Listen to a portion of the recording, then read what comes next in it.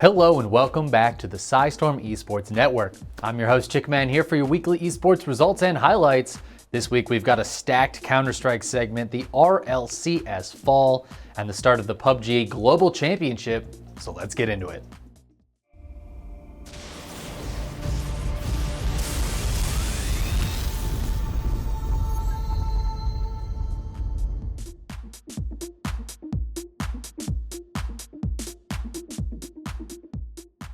Today we're going to start with our longest segment, which of course is CSGO, where we have 8 events to cover today. Let's jump in with the ESEA Premier Division, where all 3 of their regions had games this week. Able to get that A1S headshot towards cave exit, but Cookie able to trade out a couple seconds there. Cookie able to get that close range off shot on to save as one as well. Big play there from Cookie, and that could have a major impact on the series here. Bomb has been planted at the B site. Cookie able to take out Rain at close back lane as well. It's all up to Tim Duncan here in cave, and Tim Duncan with the late A1S kill onto Forven. Almost looks like he hesitated for a moment.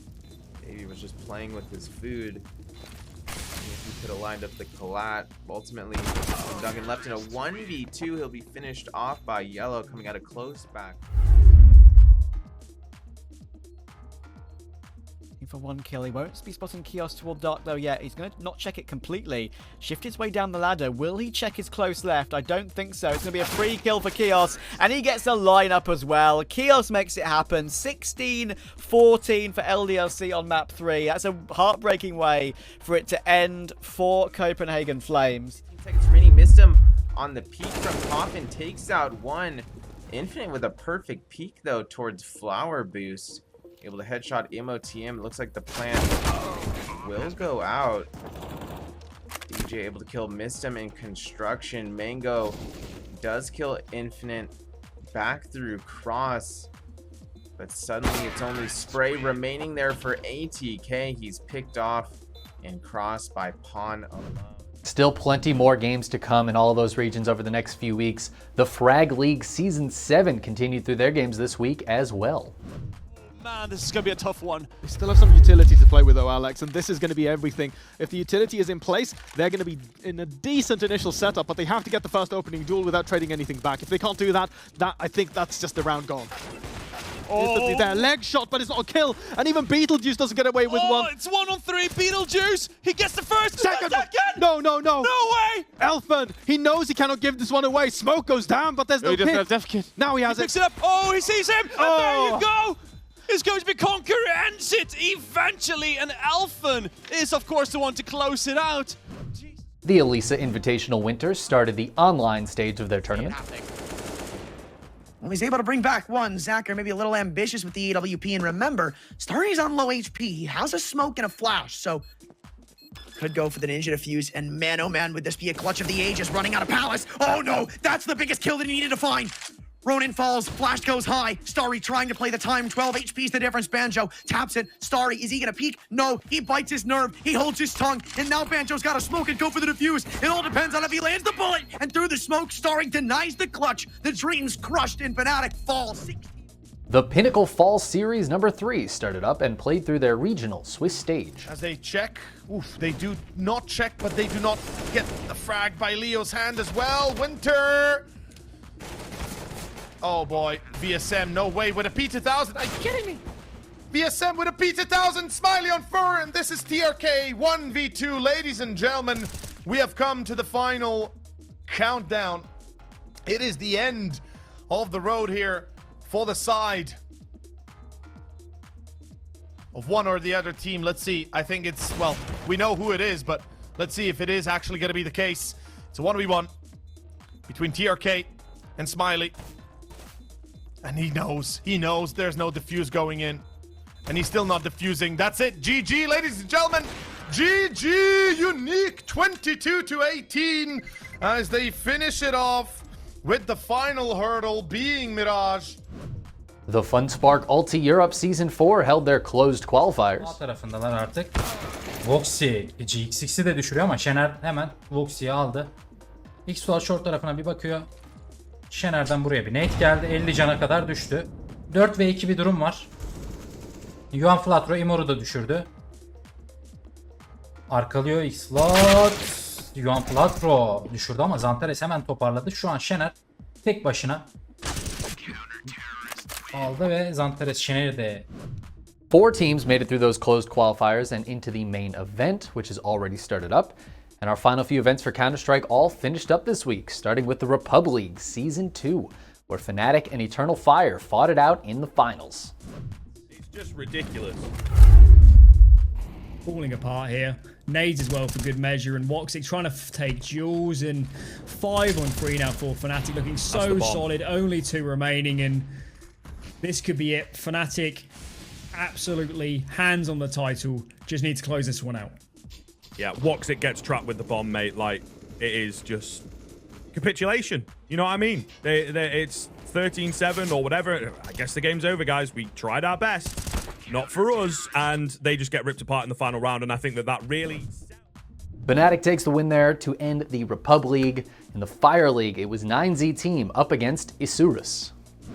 Son 3 en el site de B. Y se viene la entrada, entran todos los jugadores de 9Z. Acá el incendiario, Nox en primera kill, aparece Ale, el 2x1 hace Roxy, trae con la incendiaria también consigue la kill. Solamente quedan 2 jugadores, aparece DGT y solamente queda Deco. Vamos con su cámara. La incendiaria para retrasarlo un poco más, tiene que DGT correr ahí, le gasta el humo la flash y se va con su compañero. Se va rápidamente y Deco lo sale a correr. No, lo encuentra ahora sí, en segunda, tira la Deco, el humo y el full auto de parte de Try. Para 9Z, campeón de esta Flow Fire League en el Ancien. Después del overtime con muchísimo huevo, levantan la copa. 9Z team wins it out with a 3-1 in the finals, and our finals was between Gambit Esports and Entropic at the V4 Future Sports Festival in Budapest. Up here, they're grouping up for the B play. They're just going to rush it straight through. Forrester's M4 is not going to be able to hold. It gets overrun, and Axel charging forward with intent takes down Forrester and Lackey in a foul swoop. Holman holds off the mid play, and Elian being caught out. Surely this is it now for Gambit. They go back in Crad. The last 2 remaining players for Entropic. They've got to take back the B site, and it's just not looking doable. Crad comes through the lower tunnels. They're watching even for that. Axel, the man, the start of the round, has Hobbit to hold back from spawn side. Just one more kill, and they have done it for the first time ever with this. Gambit Esports takes the victory and wins it all in Budapest, and that closes our Counter-Strike for the day. We've got just as much on the schedule for next week, though, so make sure to subscribe so you don't miss any of it. Now let's head on over to Valorant, where the National Shot Val Pride finished up this week. 10초 남았습니다. 에임으로 하나요? 그냥 가기 힘든 게 인도하는 기다리는 건데 이거 이거 정말 이거 되나요? 페르시아 돌려서 변수를 만들었어야 되지 않을까요? 이미 늦었어요. 이미 늦어서 인도하님 알고 있어요. 인도하님 한 방이다. 언데브 쪽에 있는 거 알고 있는데. 그리고 셀리가 킹딘 시간. 셀리 봐요. 결국 TNL e스포츠가 전국 샷발 자랑 우승을 차지합니다. TNL Esports takes the big W over VVS there. The Icebox Northern Classic also came to its conclusion this week. Very decisive game come together here. The 4 versus 2. There's nothing else really in their pockets here as they go for the push, and they're going to see if they can just get this final bit of pressure, this final bit of aggression on the swing round. Nixon's just on the shoulder. Yasmin gives a bit of the game away. It's scrappy, but it's 1 Cova player left in the 3 versus 1. And it is probably all she wrote at this point. It is... okay. The Spectre in the pockets. Not for very long. GG's to UCAM. They pull off. UCAM Esports Club wins it out over Kova in the finals. Moving on to PUBG now, the Global Championship started up this week. The top 32 teams in the world came together for the $2 million event, and the first thing they had to decide was the rankings. He's immediately moving back, tries to turn away, trying to actually catch Ent in a bit of an off angle, realizes he's going to be getting pushed. The rest of the squad now want to move through. You can see Tiksu playing aggressively. Diggory has been spotted. The shots, though, not quite able to land. Just the flashbang going to follow up again. The rest of Ent's closing up. It's a 3 versus 1. This would be the clutch of the century for Fate. He takes down Diggory, but in the end, it's not enough. We knew it on Erangel. We know it on Miramar. It's easy for Ent. This time, though, Now that the rank decision is all set, the weekly survival games can begin. There are a ton of games to be played, and every team will be working hard to stay in the top half of that leaderboard.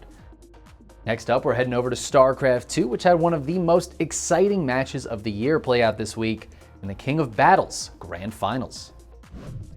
Reset Maru's bank, much like the fight previously reset Cyril's. But Maru is mining. In fact, he's mining the base that Cyril had earlier. He's doing that thing that we were trying to get Cyril to do when he had that map control. He has the left base. He has the right base. There are so many Thors here in this game. Cyril has to take another insane fight, and look at this. The Thors are split. You're not going to get another fungal, another blinding clouds combination like that, not unless, I don't know, something insane happens here. There's maybe the Thors, the ghosts going on, and these ghosts at this point just moving on forward, trying to get EMPs on the spellcasters, and he gets it. GG Maru, champion. Maru, the second of his name, takes King of Battles 2 years in a row. The two titans of StarCraft in the finals truly made this tournament live up to its name as the King of Battles, and Maru would end up taking the crown in the end. There were a few other events this week as well, including the ESL ANZ Champs, which is currently working through their playoffs. And the carriers, as you mentioned earlier, are a complication. What does he have to deal with those? What I will say is that he has had non-stop Viking production for a while now. Like, he is taking this seriously. He wants to try and focus down as many of these carriers as he can. At the moment, he's going for interceptors instead. It looks like he will get one of the carriers, but everything on the ground is falling to these disruptors. Really nice splits from Seether to try and minimize the damage from those disruptors, but it's too much, and Pez is going to take it. And the World Team League Winter continued through their regular season. Inside, he will scan before dropping on top of this. I mean, he can absolutely outnumber what is here. The super battery doesn't last long. The few Phoenix will go down quickly. I would imagine one of the Widow Mines went off and actually splashed some of the Marines, but they do survive. And Clem is actually trading out big time. He gets rid of the disruptor that just spawns as well. Widow Mine does connect on the sentries. The other one gets the other two sentries. And, well, there's actually just not an army here anymore from Nice. I think Clem is actually going to drop on top of these units. Going to probably stem forward for this, but it's just going to drop on top, a little bit of style to wrap up this series as Team Liquid had to go to the ace, but they will get the big victory.